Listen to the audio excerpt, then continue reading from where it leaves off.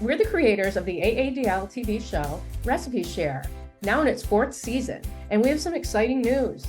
We've created a cookbook.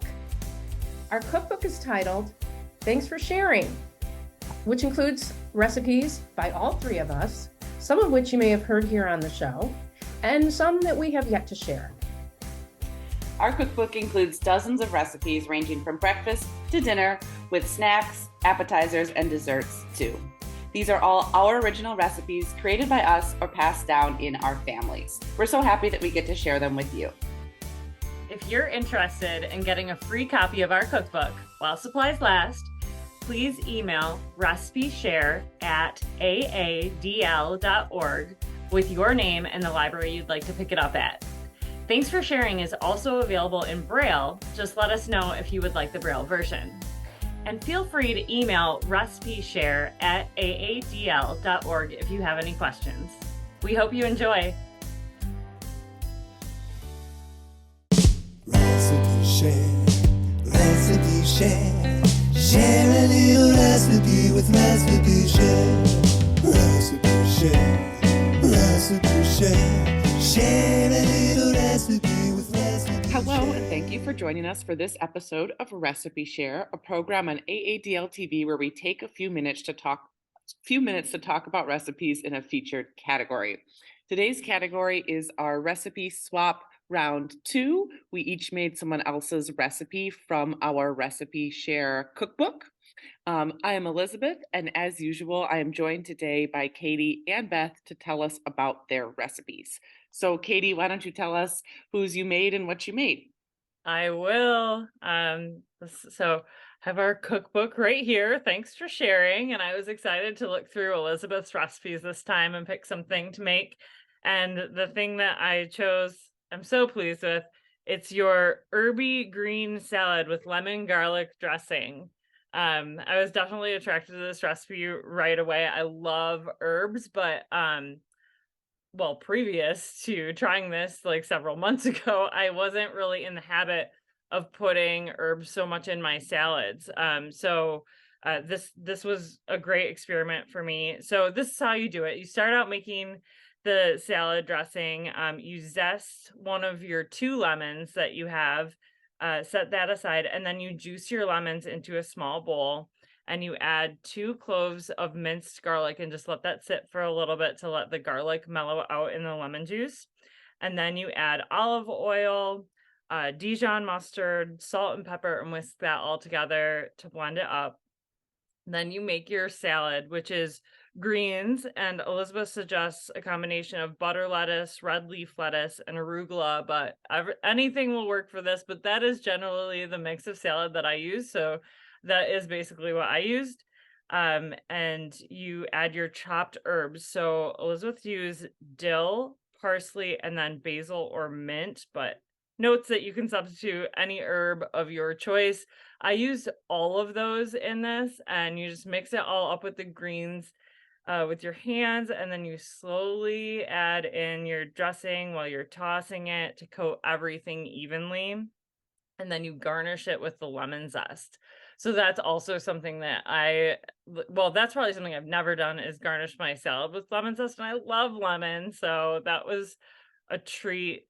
This whole salad was wonderful. I really enjoyed all of the combination of herbs, and as somebody who is usually like throwing toppings upon toppings at my salad, it was nice to have something that was just basically like greens and dressing, but the flavor profile of it was so deep with all the different herbs. And so since I've made this like 2 months ago, I've been adding dill to my like every salad that I make. I'm always having it on hand now because I got obsessed with it because of this salad.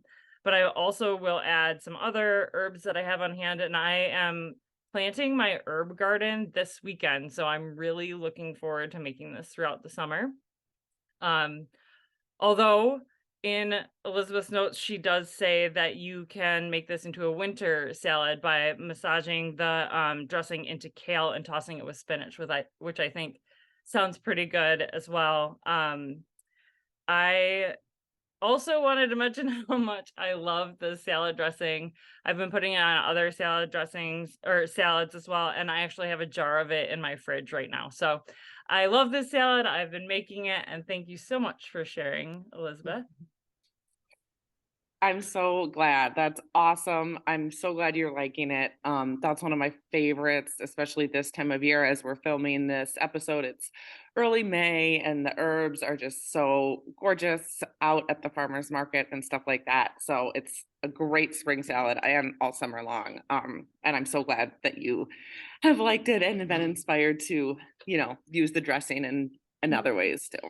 So good. Yeah, my mouth's watering because, I love lemons too.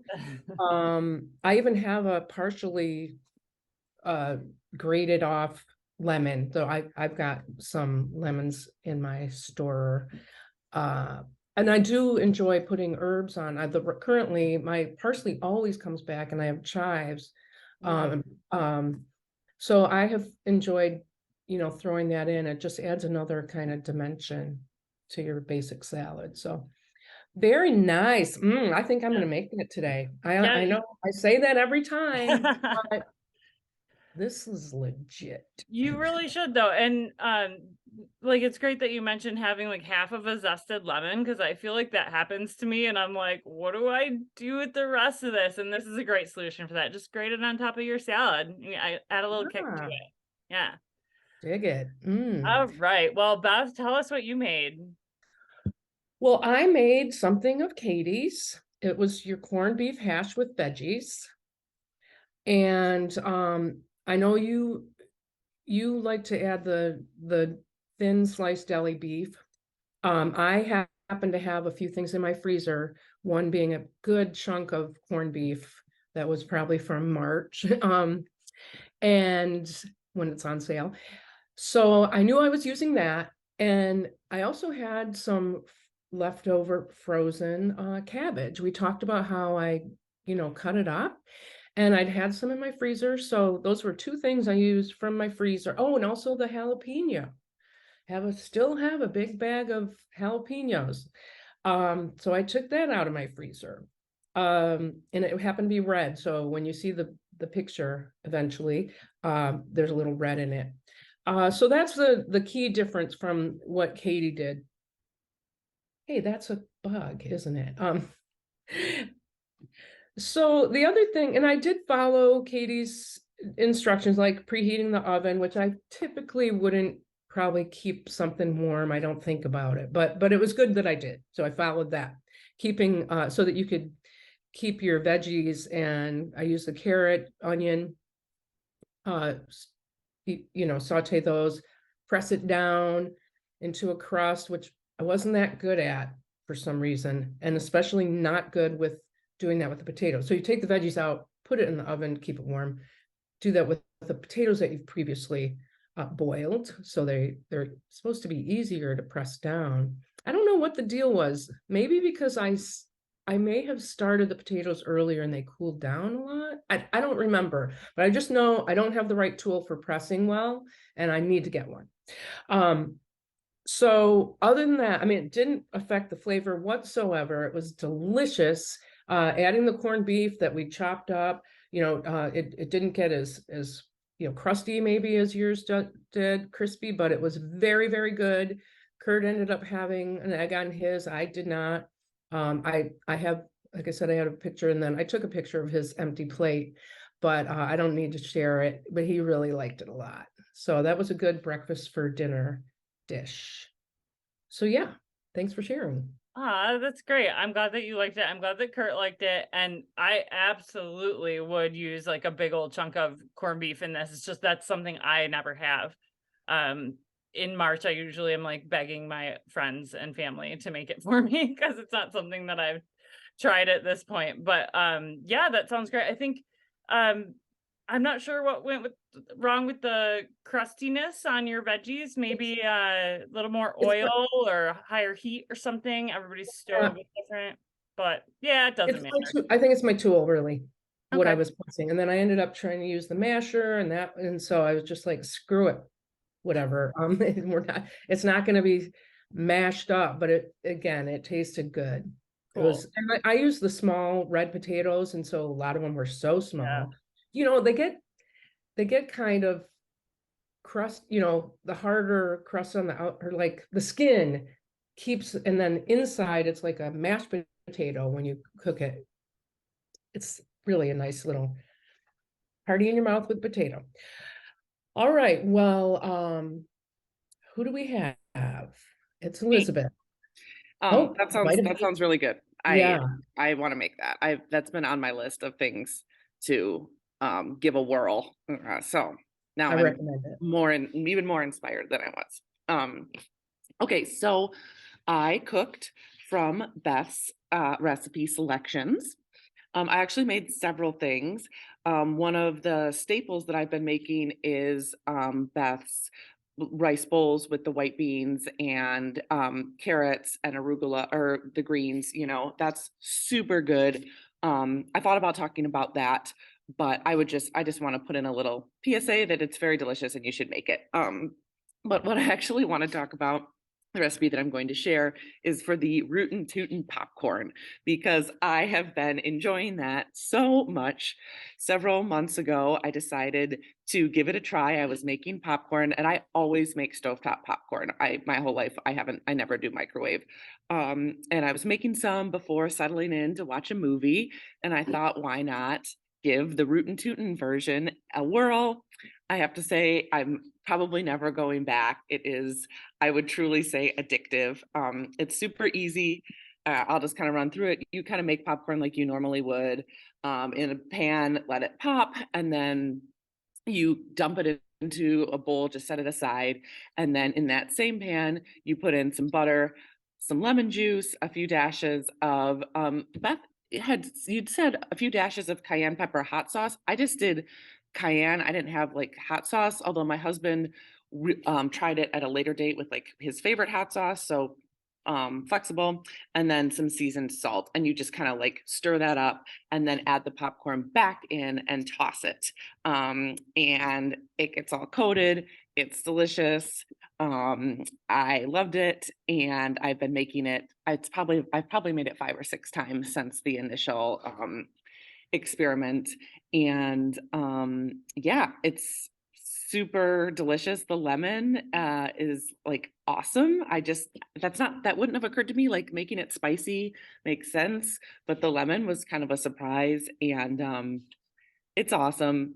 It's become a staple in my home, and you know, I think it's gonna stay that way. Now, regular popcorn seems lame. So that is that is what the I'm recipe that so I'm going to share. happy. Yeah. That's so cool. I love it. Love. I was actually kind of hoping that you would have made it, just because it's so freaking good. It's so good. It is hard to go back. And in our household, it'll be, Kurt will say, "Can you not make it rootin' tootin' today? You know, I just want butter. How about butter and cheese?" You know, but my go-to is, you know, that lemon, and I'll use bottled lemon juice too, but it's good with fresh. Yeah. And it's, you know, the fact I have it in the cookbook, how it came to pass as Rootin' Tootin', because I made it before that, but it is just such a funny, you know, thing to hear. And I could, even my son in high school, "Are you making Rootin' Tootin'?" And it's just funny. So awesome. I'm really happy to hear that, and I hope the rest of the world will try it too. Well, they're missing out if they don't. So I just have to say that I've been hearing about this popcorn for over 10 years. So I know that this has been something that Beth has made for a very long time, and it's stuck around. And I love that the whole family still loves it, and that now it's passed on to Elizabeth's family and quite possibly many others out there. So that's wonderful. I just wondered if, Katie, I know you're not a popcorn fan, might you try the Rootin' Tootin' popcorn? I would try the Rootin' Tootin' popcorn. Popcorn is not my go-to snack, but I would definitely give it a shot. Okay. All right. Duly noted. super good. Very, very delicious. All right. Well, if we have no further comments, I will say thank you for watching Recipe Share. Be sure to click the link below to look at the event page on aadl.org to find the recipes we talked about, and feel free to share your own in the comments. Join us next time on Recipe Share, where I believe we are talking about, let's see, salad in a jar is what I have in my notes. Hopefully that's accurate. We are looking forward to seeing what you've been making, so thanks for sharing.